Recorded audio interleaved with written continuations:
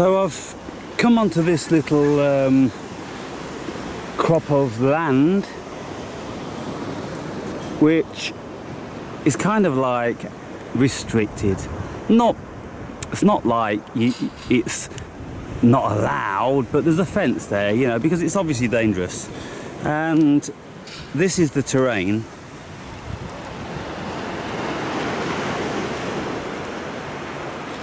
And you can see that there's the beginnings of the summer coming. It'll be like 21 degrees today, which is beautiful.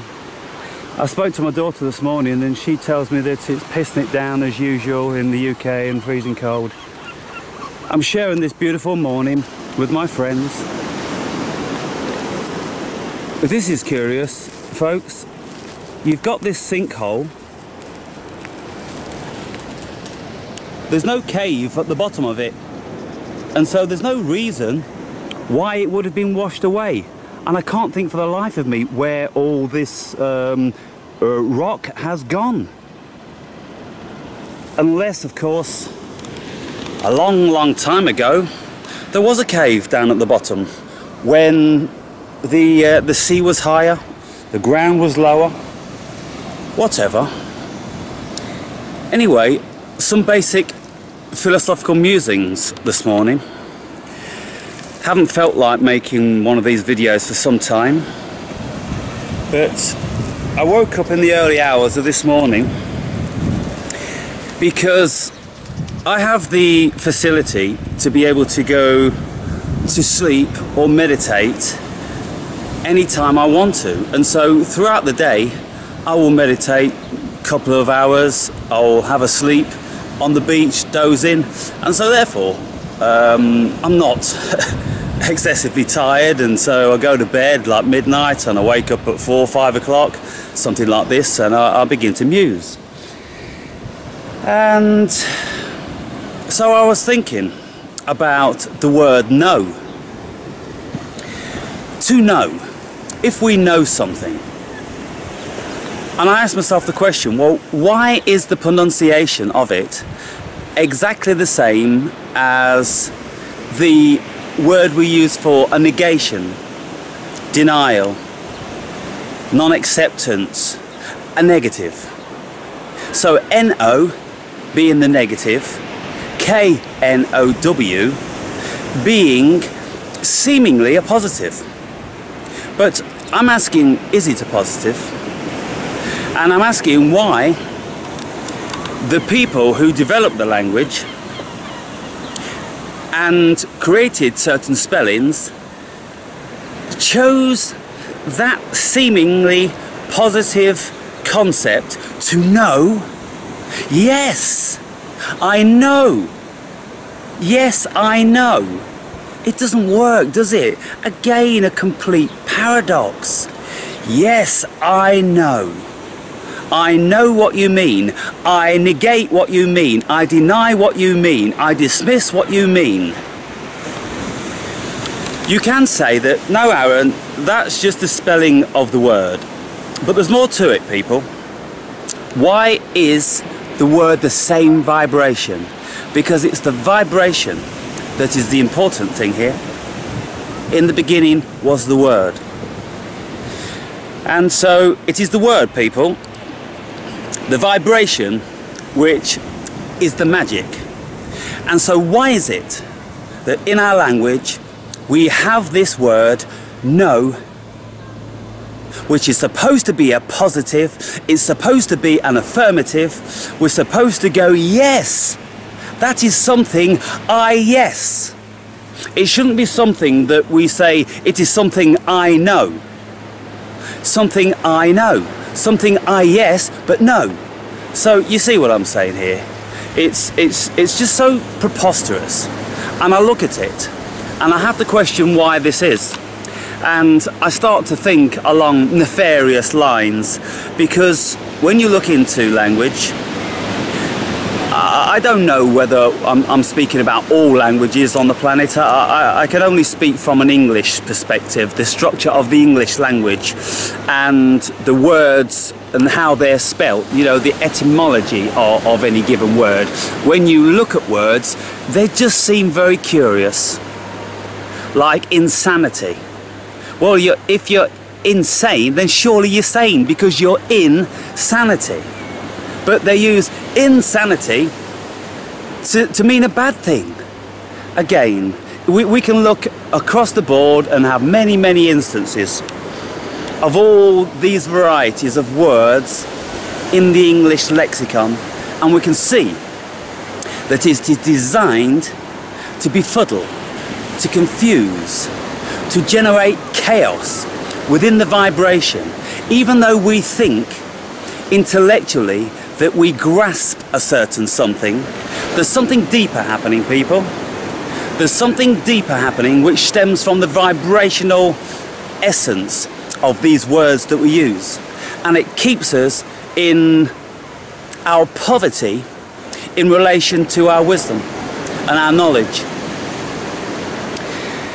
And so, to know, I know something, I deny something, I negate something. And so what are we actually doing when we say this? We are in denial of everything that we think we yes. Yes, I get it. Yes, I get that. Yes, I grasp this. Yes, I comprehend this. Yes, I intuit this. All these are the words, you see, we can use. And they're okay. But when we say yes, I know, there becomes a problem then. Hello, mate. You should have seen this baby here. Just flew down here, went up slowly, flapped his wings and just landed. How are you doing today?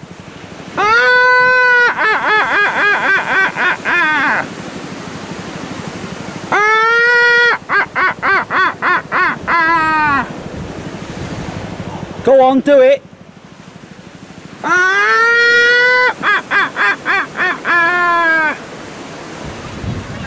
Yes, I'm talking to you. Are you going to do it for me? Huh? I'll give you one more try, one more bit of encouragement.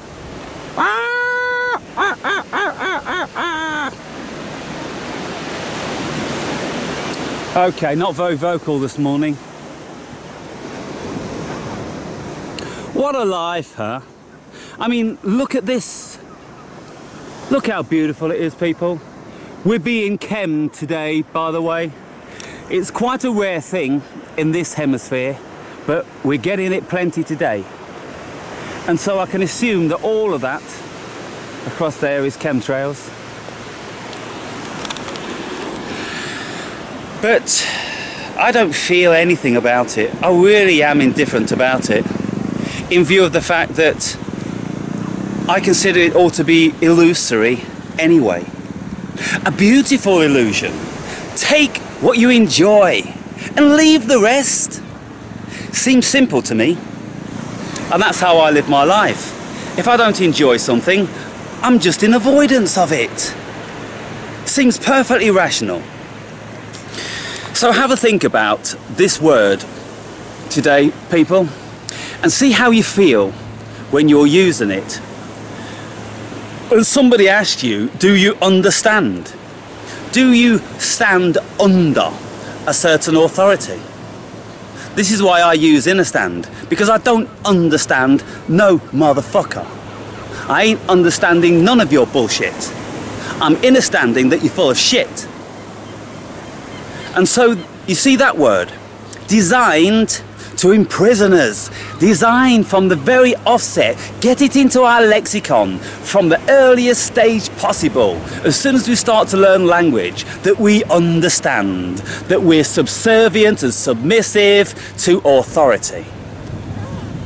So when we look at language then, we can see that in actual fact, it is an invisible prison. It is an invisible ball and chain. It is an invisible gag, because we can't say what we really want to say. When we try to say what we want to say and be free, the language invariably doesn't allow us that freedom. So I'm going to move on now to something else. My daughter, she has this little chihuahua, and when she went to Australia, she left it with her mother. Now my daughter lives in London and the mother lives in Leicester, 100 miles away. And so due to the uncertainty of my daughter's working hours and the job that she was actually doing, she left the dog with her mother.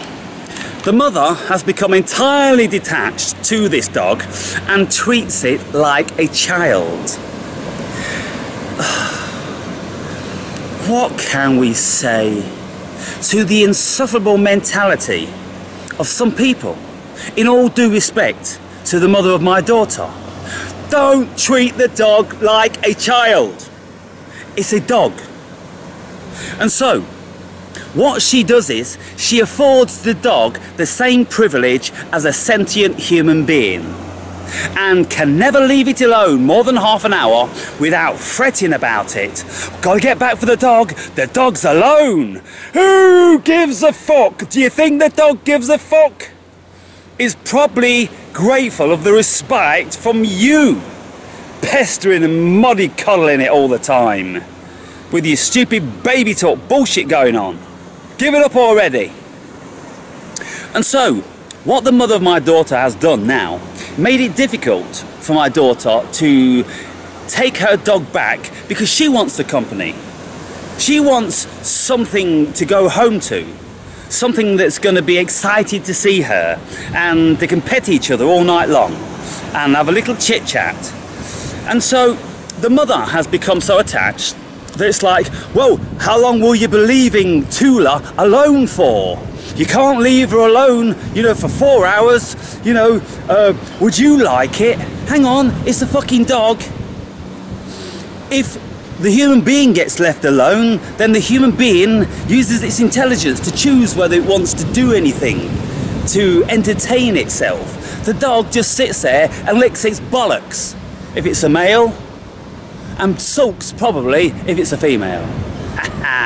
So, the danger of projecting our humanism onto other things.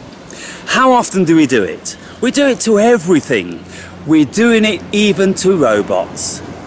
And we're going, and we're giving robots a cuddle, and we're calling them via our pronouns.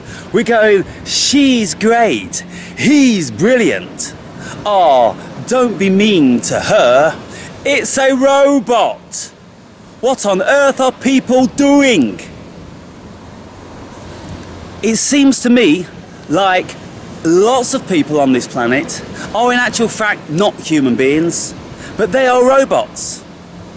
Because they act like robots, they think like robots, they talk like robots, they do any number of ridiculous things.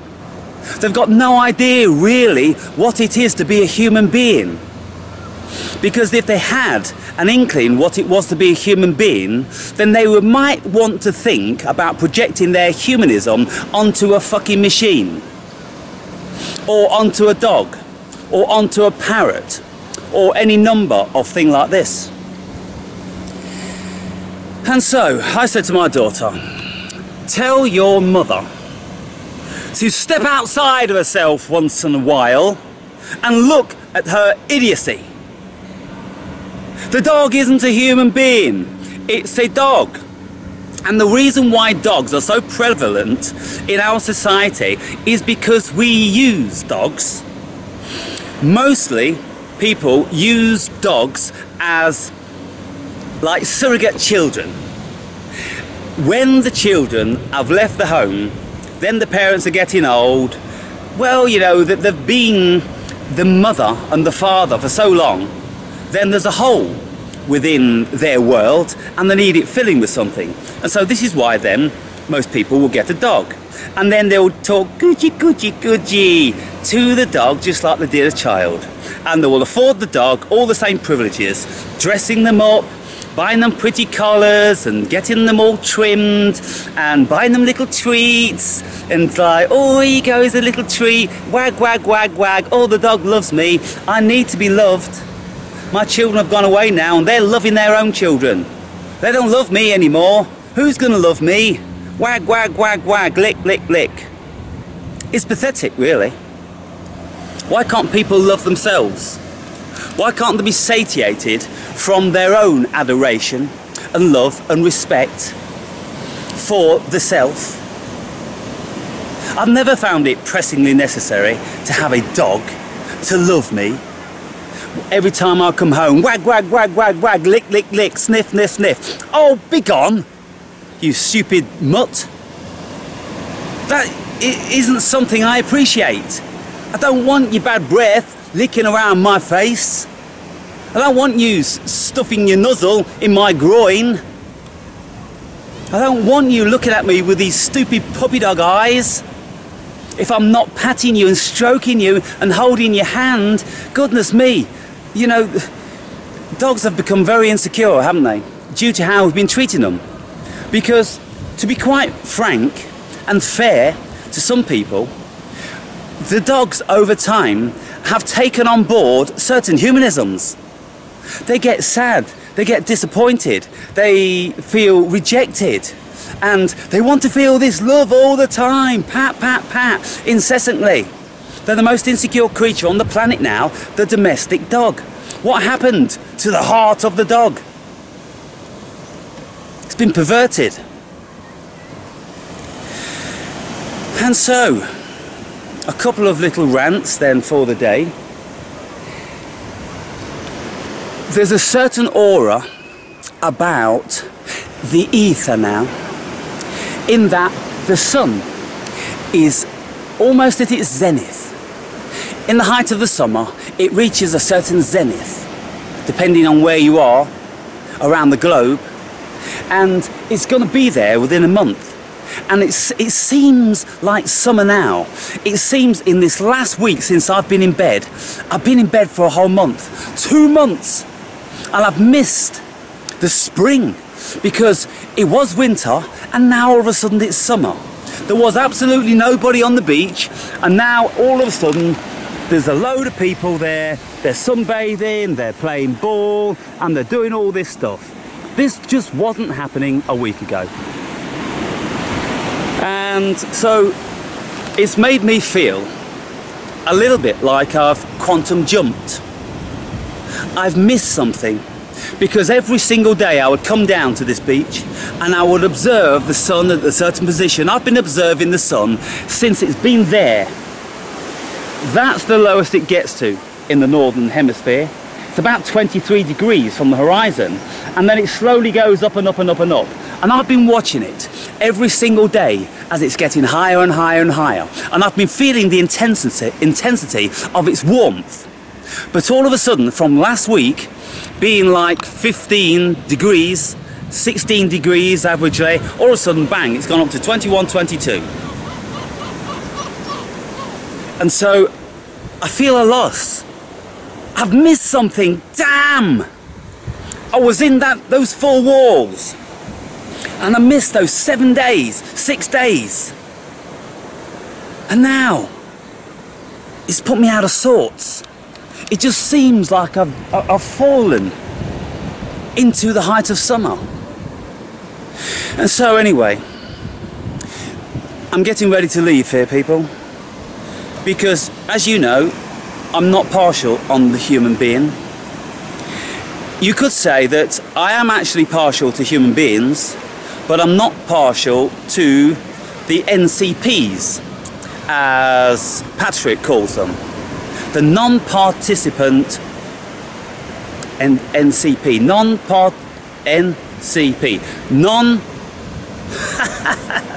Holy fuck. NPC. Non-participant. I don't know what the C means. Oh. Non-participant.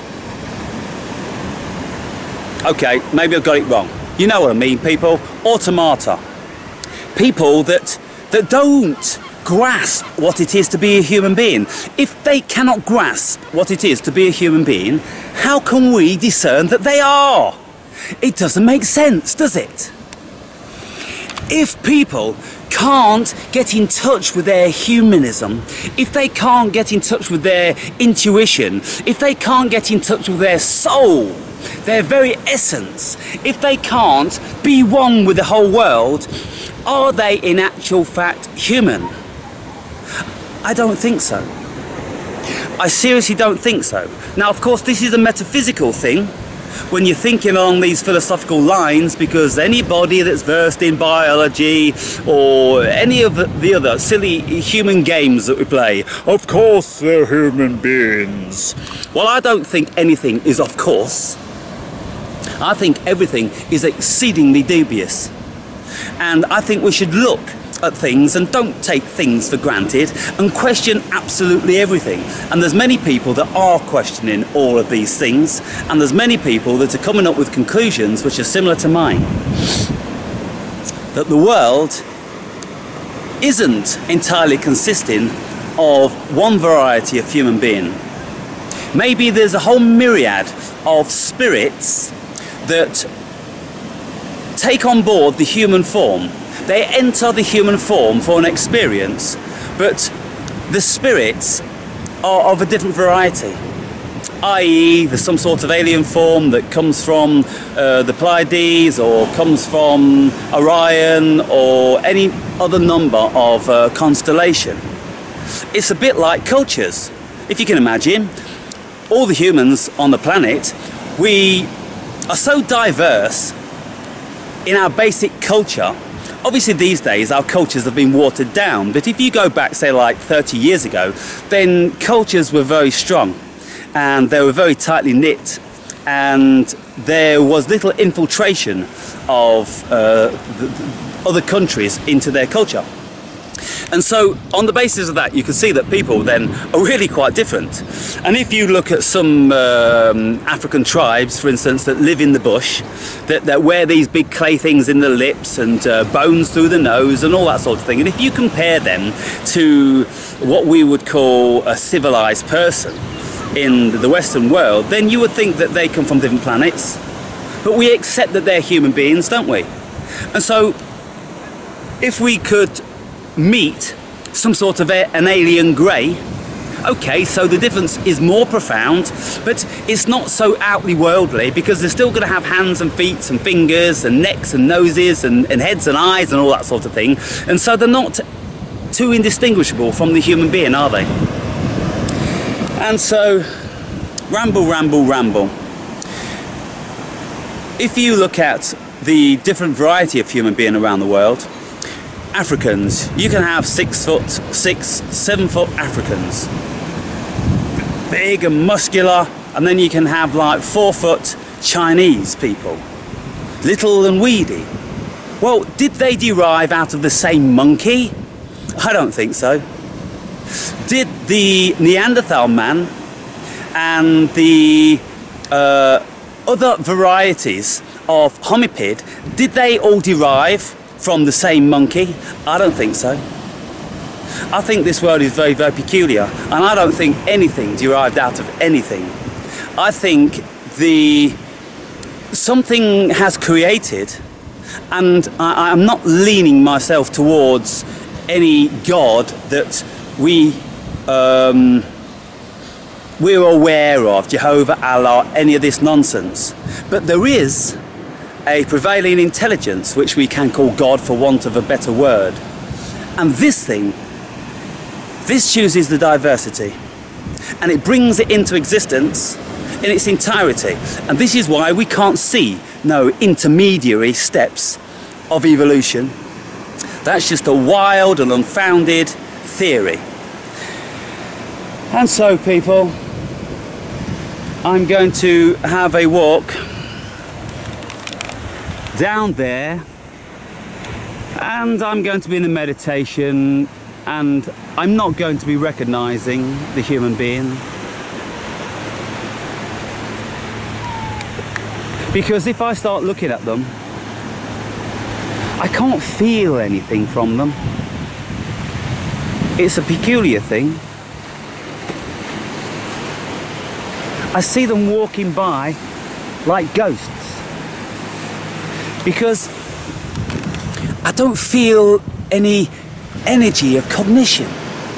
And when you look into the eyes of lots of folk, you can't see it either. The windows to the soul. And yet, you can't see the soul, can you? And so, can we assume then that some of these hominids don't have souls? If you can't see it, if they can't express it, then why do we assume that they have it?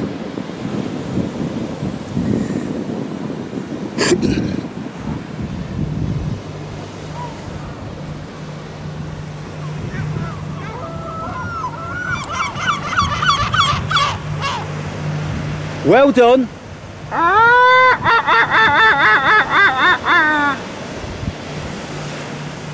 Go on. You speak of the lingo. What a beautiful life, huh? I'm going to be sorry to leave this place because it is heaven. It is heaven on earth. And this is where heaven is.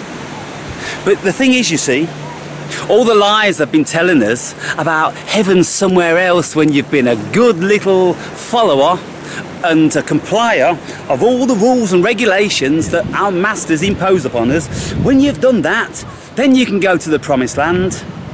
The promised land is here and it is now. And it is on days like today, in environments like this, that you can see it and feel it in all of its glory. So wherever you are in the world, people, try to see a little bit of the glory in your world. Have a great day.